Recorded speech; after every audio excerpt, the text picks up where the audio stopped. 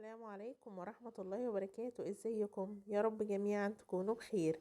في الفيديو ده هعمل معاكم الطحينة البيتي القمر اللي انتوا شايفينها معايا دي، وبمكونين 2 فقط. مش هتتخيلوا سهولتها ولا سهولة مكوناتها ولا طعمها الحلو، حقيقي مش هتفرقوا طعمها عن طحينة احلى الشركات، وهتبقى سهلة عليكم جدا. انا متأكدة بعد ما تجربوها مش هتبطلوا انكم تعملوها في البيت على طول. يلا بينا نشوف هنعملها ازاي. بس في الاول يا ريت تكملوا الفيديو ده معايا للاخر، وما تنسوش انه لو عجبكم تعملوا له لايك وشير مع اصحابكم وتشتركوا في القناة وتفعلوا الجرس عشان يوصلكم كل جديد. يلا بينا نشوف طحينتنا القمر دي هنعملها ازاي.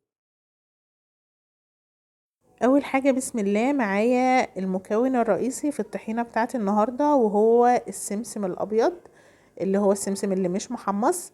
انا معايا منه نص كوباية. انا هعمل النهارده بنص كوبايه، بس انتوا ينفع او تقدروا تضاعفوا المقادير زي ما انتوا عايزين. هتضاعفوا مقادير السمسم هتضاعفوا باقي المقادير. هجيب دلوقتي طاسه وابتدي انزل فيها السمسم الابيض بتاعي ده واخده على النار. اللي هعمله ان انا هبتدي اقلب في السمسم ده على النار بالشكل ده لحد ما ريحته كده تطلع، ياخد تحميصه خفيفه جدا، يعني هو مش هيغير لونه، هي تحميصه خفيفه خالص، يدفى كده ويسخن ويطلع الزيوت العطريه الموجوده فيه، وبعدين يبقى هو كده جاهز معايا. اول ما نشم ريحته على طول نشيله من على النار. وخلوا بالكم ان النار تكون هادية وايديكم تكون فيه على طول بالشكل ده، لان هو بيتحرق في لمح البصر، في دقيقة واحدة بتلاقوه اتحرق واخد لون على طول. هو كده جاهز معايا، بصوا لون خفيف جدا وريحته خلاص انا حسيتها وشمتها، فهو كده جاهز معايا اشيله من على النار.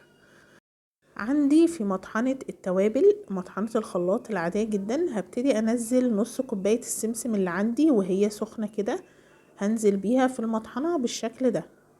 عاوزة اقول لكم على ملحوظة كده، ان لو المطحنة بتاعتي مش جاهزة وسبت السمسم في الطاسة اللي انا حمصته فيها، هيتلسوع مني ويتحرق، لانه السمسم حساس جدا للحرارة، والطاسة طبعا بتكون لسه سخنة فهيتحرق مني ويتلسوع.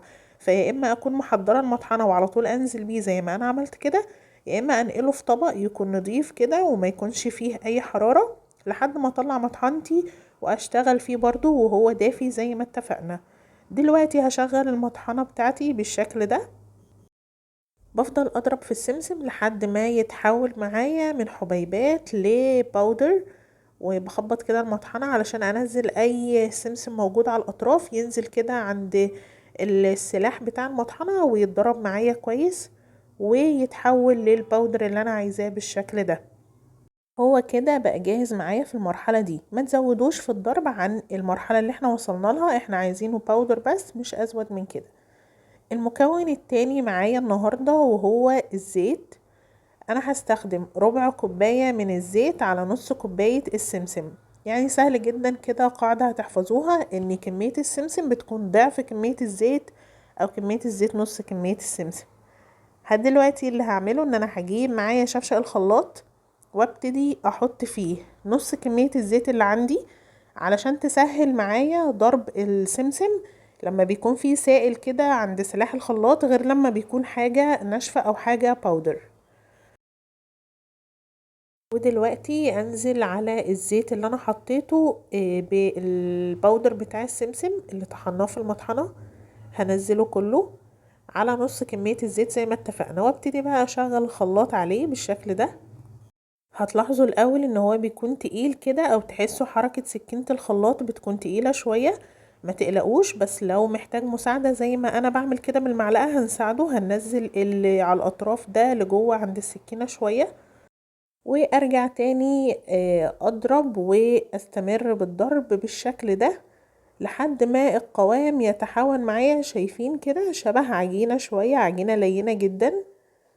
ده كده قوام مناسب جدا اني ابتدي انزل بباقي الزيت اللي معايا، هنزل بيه من فتحة الخلاط اللي من فوق سرسوب صغير جدا وانا مشغلة الخلاط، يعني بفضل مشغلة الخلاط ونازلة بسرسوب الزيت بالشكل ده، لا بوقف الخلاط ولا بنزل الزيت كله مرة واحدة، الخلاط شغال والزيت نازل سرسوب، ده علشان ناخد في النهاية قوام ناعم متماسك تقيل زي قوام الطحينة اللي بنجيبها من بره بالظبط. بعد ما نخلص كل كمية الزيت بيكون الموضوع خلاص معايا بالشكل ده. بصوا شكلها، يعني لونها وقوامها مظبوطين جدا.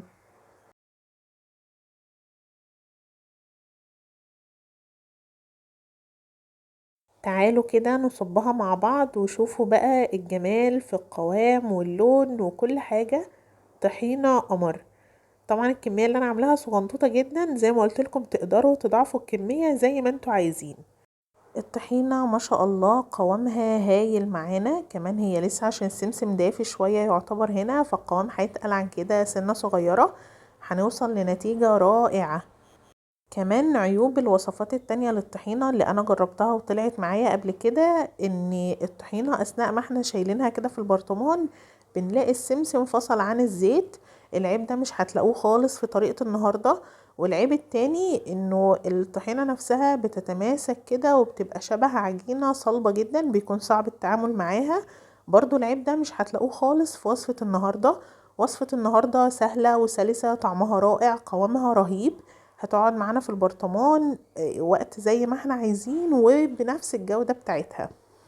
جربوها وان شاء الله تعجبكم، هستنى رأيكم فيها ان شاء الله. وانا كده خلصت معاكم فيديو النهاردة، كنت معاكم اسماء. اشوفكم ان شاء الله على خير في فيديو جديد مع وصفة جديدة. باي باي.